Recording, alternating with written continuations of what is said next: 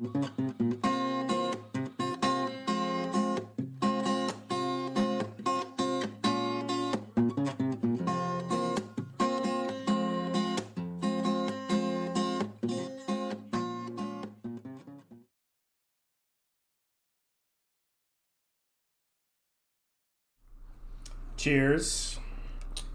We are now on the final stretch. This is the final boat of our 6-boat review.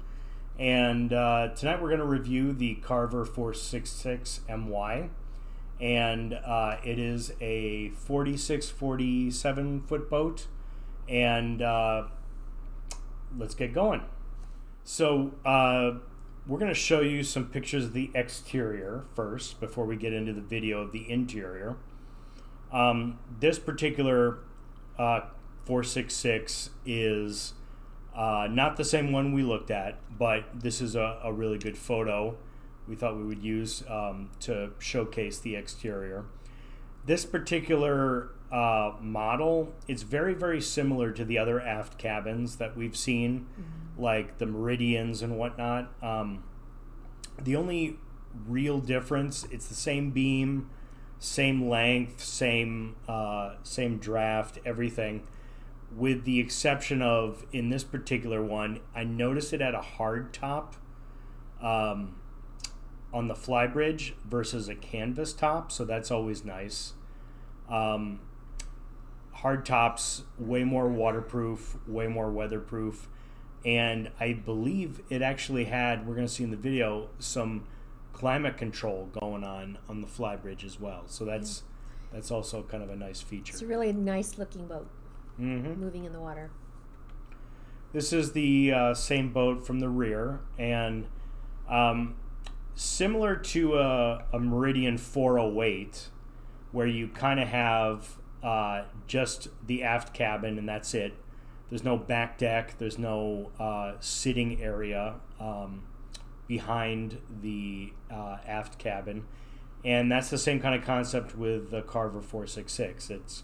It's a little bit shorter, and because it is a little bit shorter, you lose that back sitting area that you would normally have. Well, you make up for it by sitting up in the sun deck there. Right. Here's the actual boat we looked at. Yeah. And this particular boat was a freshwater boat. The second one we looked at.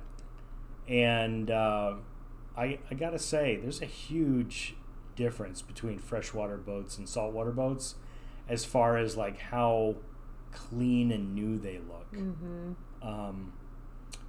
This one, yeah, let's go back to the Flybridge real fast. And this looks very, very stereotypical of a Carver in the early 2000s era. Same dash, same seats, same steering. It's okay. It looks a little bit dated.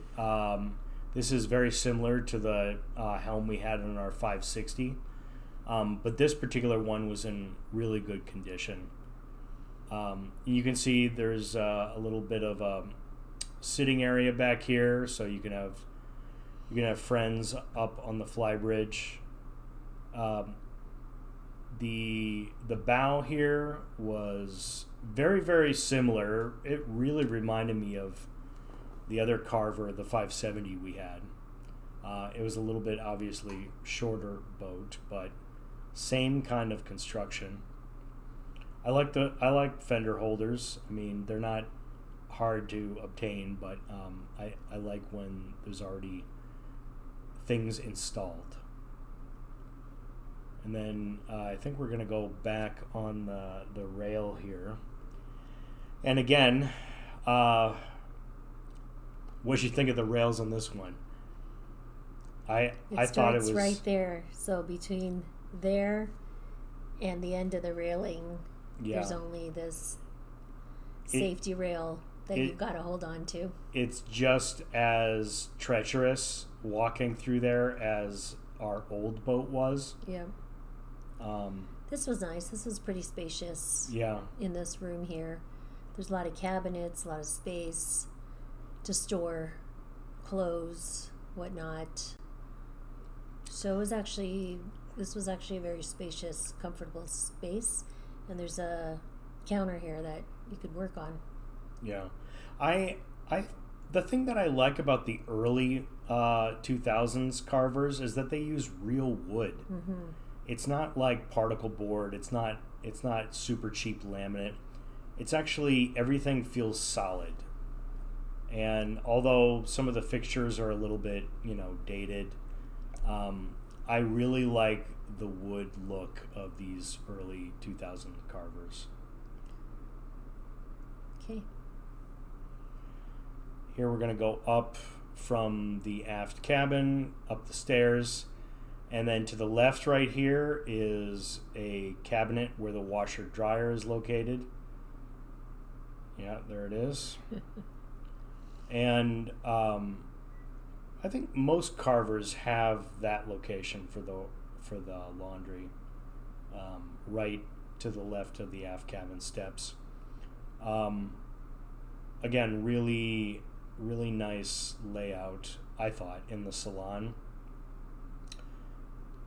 You got your sitting area over here, TV on the other side, and then over here you have the sectional couch. And then over here you have an eating area, and right here I actually really like these when the boat builders put like kind of like a restaurant booth or kitchen table eating area. Mm-hmm. You could do a lot of stuff here. You could work, you could eat, and it's not like an afterthought. There's like essentially 2 couches facing this pretty big table. So I really like when they put this kind of like dining area in boats.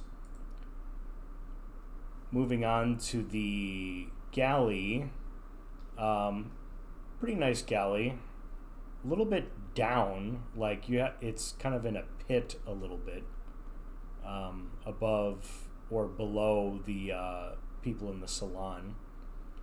A lot of counter space, cupboards, microwave. I didn't see. Oh, there's an oven down there. There's a stove, and then this is kind of. So yeah. So here's another countertop. This is the area that I was kind of surprised. I'm like, really? You're gonna put a third stateroom in a little? Yeah, that was odd. I mean, it would be better if it were just storage. Yeah. Be so much better if you made that into like a laundry room or something, but instead it's kind of like... It's like the Harry Potter room. Yeah. I don't think I'd put any guests in there on purpose. And then another head here. Yeah. Standard. Full upright shower. It's pretty good, and it opens to the VIP. This is the VIP stateroom. This is very similar to our Carver. Yeah, very similar. And pretty big utility closet here. As Carvers do, they usually have pretty good storage. And again, I like the classic wood. Okay, so that was our quick and dirty little video tour. So let's go to the big board. Let's see a little bit about what we thought from the in-person visit. So let's do number 1. Number 1, back porch, didn't have it. Open area for multi-purpose, I would say no. Everything was enclosed. The Flybridge was enclosed. There was a sun deck, but it's still inside. So if you wanted to spend some time outdoors, it would have to be on the bow.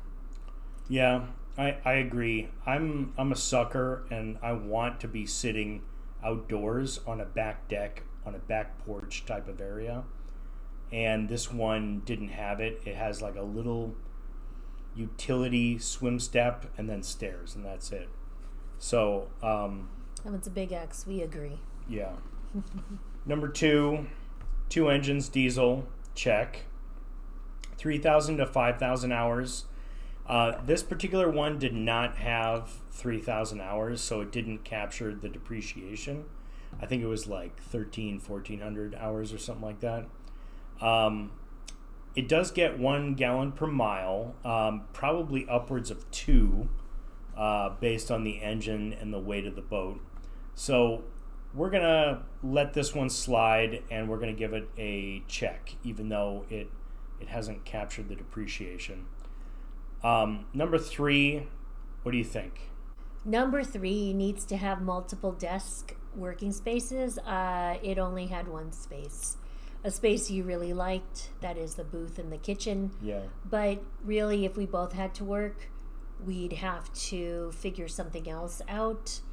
There really isn't much space. There was, like a table up on the Flybridge, but like you said in the previous video, can't really count sitting out, with the sun blaring. Yeah. As part of a work. And when she's on a Zoom call, she's loud. So I need to be working in a separate area. I'm not loud in person, but I'm loud on a Zoom call. Yeah, so that one, we wouldn't be happy with I don't want lack of working I don't want to be space. working out on the bow when she's forced to work in the galley. So we just kind of need some better setups there. Yep. Number 4, it is a lighter boat. It's in the 30,000 pound dry weight range.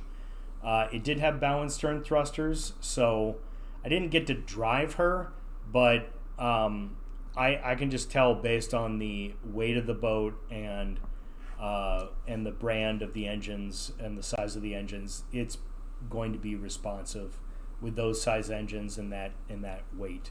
So I'm going to give it a check. Tankage, this did pretty well.